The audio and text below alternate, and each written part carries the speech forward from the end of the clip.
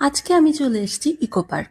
এখানে এসেই 30 টাকা দিয়ে টিকিট কেটে 2 নম্বর গেট দিয়ে ঢুকে সোজা চলে গেলাম এই ন্যাভিগেশন ম্যাপের সামনে এখানকার হাল হকিকত জিজ্ঞেস করতে।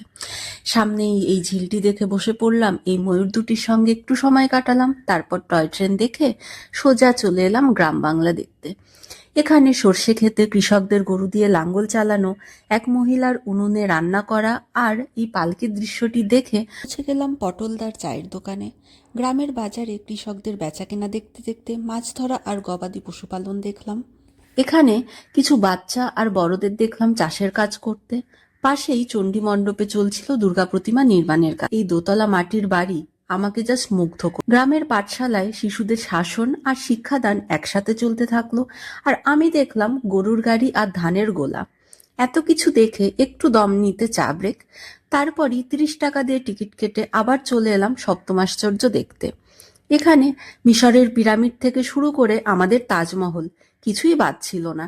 শেষের দিকে রোমের কোলোসাম দেখে আর হাঁপিয়ে গিয়ে একটু পাপড়ি চাট ব্রেক দিয়ে শেষ হলো আমাদের আজকের ট্রিপ। বাই।